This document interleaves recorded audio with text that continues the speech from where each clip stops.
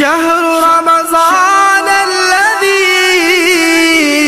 أنزل فيه القرآن. بسم الله الرحمن الرحيم. الحمد لله رب العالمين، والصلاة والسلام على أشرف الأنبياء والمرسلين نبينا محمد وعلى آله وأصحابه أجمعين. أما بعد، کل کے درس میں آخری جس بات پر ہم نے اپنی گفتگو کو روکا تھا وہ یہ تھا کہ غلط چیزوں کے بارے میں سوال نہیں کرنا چاہیے، ایسا سوال جس کے کرنے سے لوگوں کو فائدہ نہیں نقصان ہوتا ہو بچنا چاہیے. کل کافی چیزیں ہم نے آپ کے سامنے بتائیں اور اس میں یہی بتایا گیا کہ اگر آپ کے پاس کوئی دینی سوال ہو تو عالم سے کرنا چاہیے، غیر عالم سے سوال نہیں کرنا چاہیے.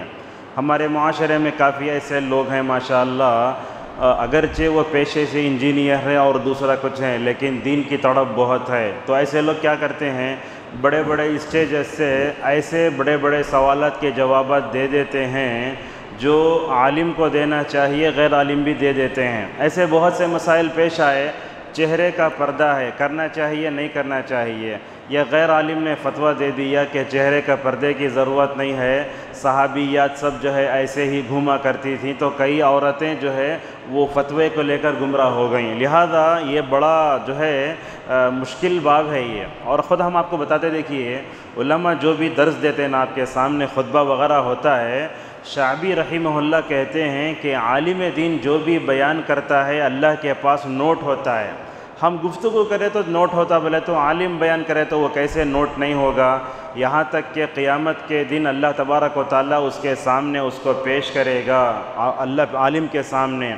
اگر وہ بات صحیح ہے تو کوئی حرج نہیں ہے، اگر عالم نے غلط بات کہی ہے تو اس کا بھی اللہ تبارک و تعالیٰ کے پاس جواب دینا پڑے گا. تو اسی لیے خطبہ ہو، درس ہو، ہم کیا بول رہے ہیں، کیوں بول رہے ہیں، کس کے لیے بول رہے ہیں، اچھے نیت سے اگر عالم بولے گا تو سارے لوگ جو ہے انشاءاللہ اس کو سنیں گے. معزز حاضرین، قرآن کریم کا مطالعہ کیجئے. اللہ تبارک و تعالیٰ نے کفار اور یہودیوں کے بارے میں یہ بتایا کہ یہ رسول اللہ صلی اللہ علیہ وسلم کو بیکار سوال کر کے پریشان کرتے تھے. 15ویں پارے میں دیکھیے، ایک مرتبہ آ کر پوچھتے ذوالقرنین کون وہ، کبھی آ کر پوچھتے وہ جا کر اصحاب کہف تھے نا 7 نوجوان، وہ کیسے رنگ کے تھے، کتنی عمر کے تھے انہوں. اور ایک سوال، روح کیا ہے، ایسے سوالات کرتے تھے. اللہ تبارک و تعالیٰ جواب دیا بعض جگہ. اور جو ہے کبھی اللہ تعالیٰ کے نسب کے بارے میں پوچھتے، اللہ کیسے پیدا ہوا، اللہ کے بیوی بچے ہیں کیا، ایسے سوالات کرتے تھے.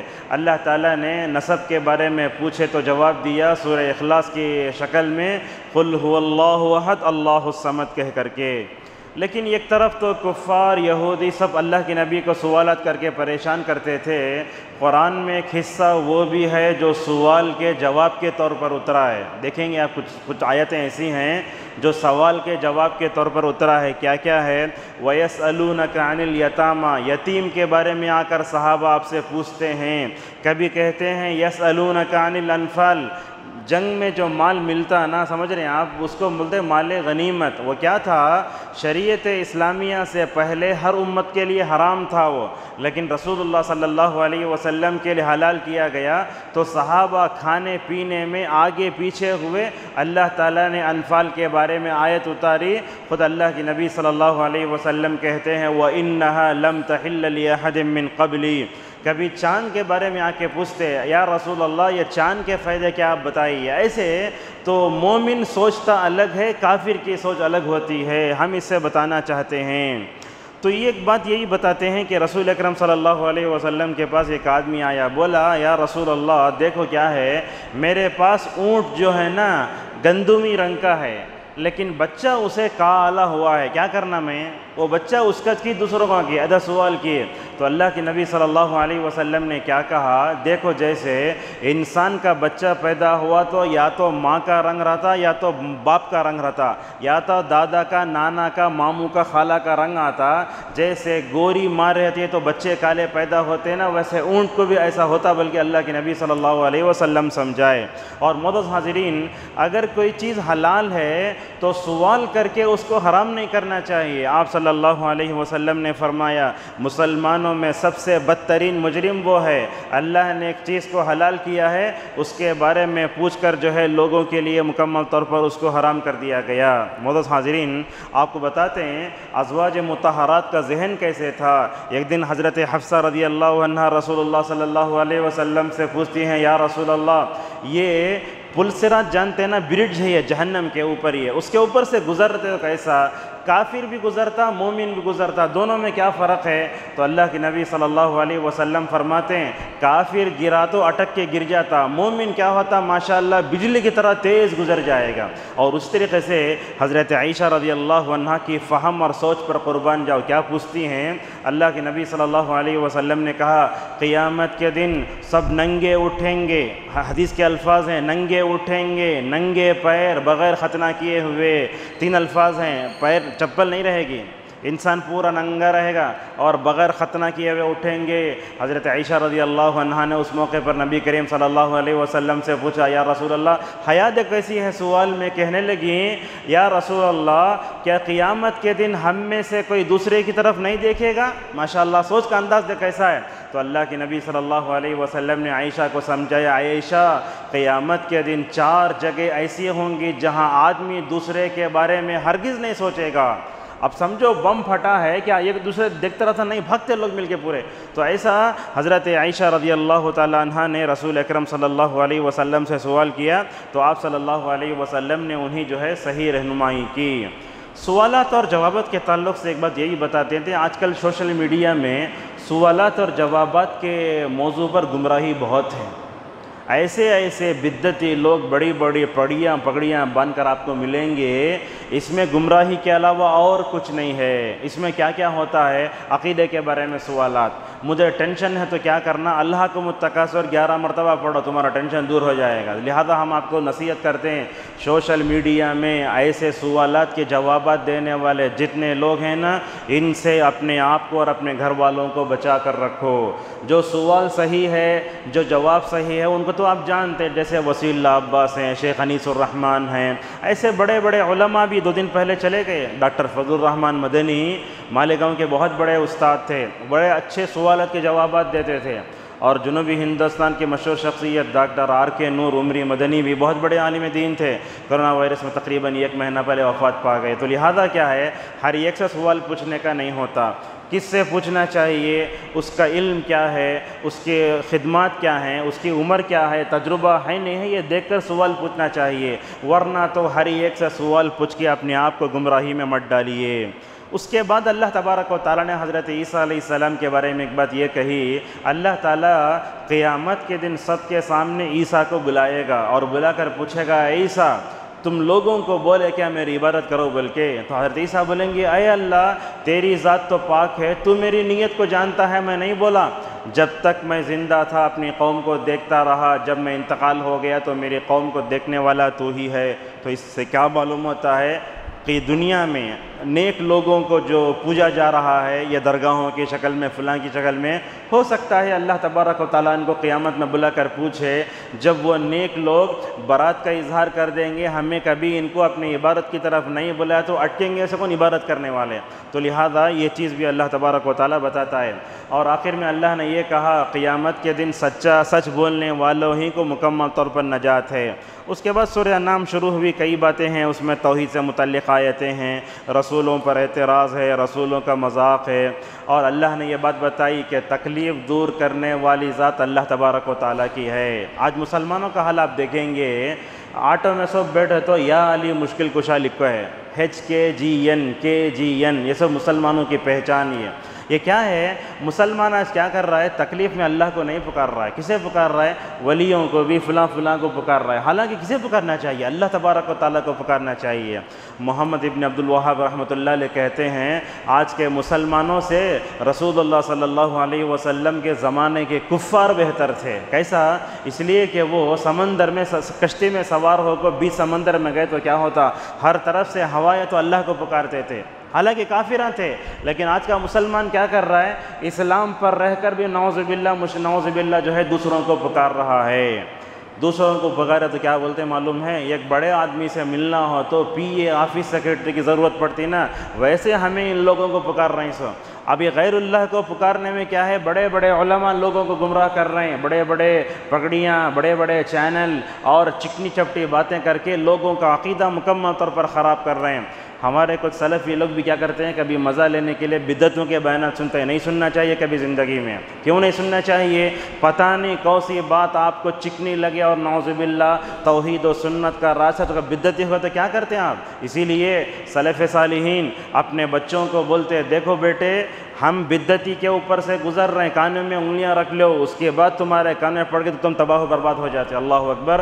ہمارے سلف اپنے بچوں کو بدعت سے اور بدعتیوں سے مکمل طور پر اتنا دور رکھتے تھے۔ اور اللہ تبارک و تعالیٰ نے اس میں یہ بات بتائی کہ کافر قیامت کے دن بولیں گے اے اللہ دنیا میں دوبارہ لوٹا۔ ہو سکتا ہے؟ نہیں ہو سکتا ہے۔ کوئی جا کر واپس آیا؟ نہیں آیا۔ ہمارے پاس 15 شعبان کو بولتے جا کر روح واپس آتی، کہاں بھی روح واپس آتی نہیں۔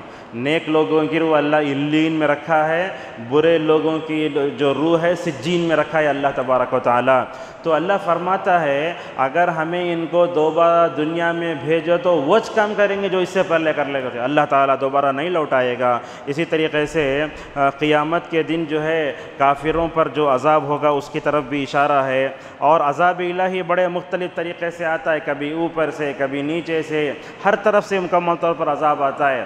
عذاب کو دیکھ کر انسان اللہ کے سامنے جھک جانا۔ آج دیکھو یہ کرونا وائرس تقریباً 2 سال سے ہمارے درمیان میں ہے، کتنے لوگوں نے اپنے شرک سے توبہ کی، کتنے لوگوں نے اپنے بدعت و خرافات سے توبہ کی، کتنی درگاہیں بند ہوئی، کتنے فلم تھیٹر بند ہوئے، شوٹنگ بند ہوئی، بس نہیں، ایک طرف عذاب اپنے لپیٹ میں لیے جا رہا ہے، لوگ جو ہے برائی پر برائی کرتے چلے جا رہے ہیں۔ حضرت حذیفہ رضی اللہ عنہ نے کہا سب سے بدترین بات یہ ہے کہ مصیبت کے وقت انسان اللہ کے سامنے برائی کرے، تو ایسے وقت میں اللہ کے سامنے گڑ گڑا کر اپنے اور اپنے جو ہے سارے مسلمانوں کے لیے وہ جو ہے بیماری سے اپنے آپ کو بچانے کے لیے دعا کرنا چاہیے۔ اور ایک بات یہ بھی ہے انسان کو ہمیشہ شرک سے ڈرتے رہنا۔ حضرت ابراہیم علیہ السلام دعا کرتے اے اللہ تو مجھے میرے بچوں کو بتوں کی عبادت سے بچا لے۔ اب لوگ ہیں سلفی اور اہل حدیث لوگ بولتے ہیں ہم لوگ شرک کہاں کرتے، ہمارے پاس بھی شرک ہے۔ کبھی کیا ہوتا بڑا شرک آتا، کبھی چھوٹا شرک آتا۔ مثلا کیسے آپ دوا کھا رہے ہیں تو بولتے وہ دوا کھاتے ہی میری بیماری صحیح ہو گئی، یہ چھوٹا شرک ہے۔ یہ کیسا؟ آپ یہ بولنا اللہ تعالیٰ اس دوا میں شفا رکھا ہے، اللہ تعالیٰ کے جو ہے وہ ارادے کے ذریعے مجھے اچھا ہوئی چیز، وہ اس طریقے سے اپنے آپ کو جو ہے مکمل طور پر جو ہے پختہ کریں۔ اور یہ بات یاد رکھیں توحید ہے تو امن آئے گا، جہاں شرک ہے تو وہاں فساد کے علاوہ اور کوئی چیز نہیں ہے۔ ساری دنیا میں دیکھ لو آپ، ہر جگہ فساد ہی فساد ہے۔ کیوں فساد ہے؟ اس لیے کہ شرک ہے۔ سعودی عرب میں دیکھو آپ ماشاءاللہ توحید ہے نا، اس لیے امن ہے۔ تو توحید جہاں ہے وہاں پیس ہے، جہاں شرک ہے وہاں فساد کے علاوہ اور کوئی چیز نہیں ہے۔ سورت کے آخری میں اللہ تبارک و تعالیٰ نے جو ہے 18 انبیاء کا تذکرہ کرتے ہوئے کہا اگر یہ بھی شرک ہے تو ان کے عمل بھی تباہ و برباد ہو جائیں گے۔ اللہ نے نشانیاں بتائیں، دانے کو پھاڑنے والا اللہ تبارک و تعالیٰ ہے، صبح کو رات میں، رات کو صبح میں بدلنے والا۔ اللہ سورہ قصص میں سوال کرتا ہے 24 گھنٹے دن رہا تو کیا کرتے، 24 گھنٹے رات رہی تو کیا کرتے؟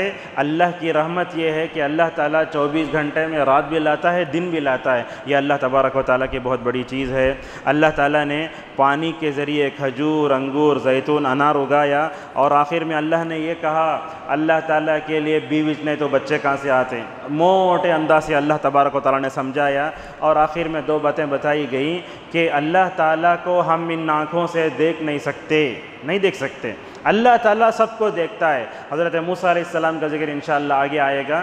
سورت کے آخر پارے کے آخری میں اللہ نے بتایا اللہ تبارک و تعالیٰ دلوں کو بدلتے رہتا ہے، اسی لیے اللہ کے رسول صلی اللہ علیہ وسلم دعا کرتے تھے اپنے دلوں کی حفاظت کے لیے، یا مقلب القلوب ثبت قلبی علی دینک ویا مصرف القلوب صرف قلبی علی طاعتک۔ یہیں 7ویں پارے کا خلاصہ مکمل ہوا۔ انشاءاللہ رات میں 8ویں پارے کا خلاصہ شروع کریں گے۔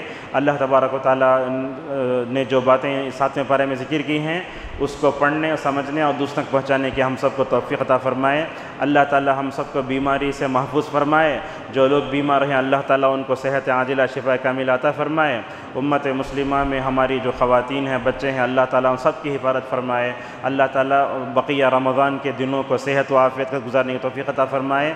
جو روزے اور قیام ہو چکے ہیں اللہ تعالیٰ ان سب کو قبول فرمائے۔ اللہ تعالیٰ بقیہ رمضان کے دنوں کو چستی کے ساتھ گزارنے کی توفیق عطا فرمائے۔ وآخر دعوانا ان الحمدللہ رب العالمین۔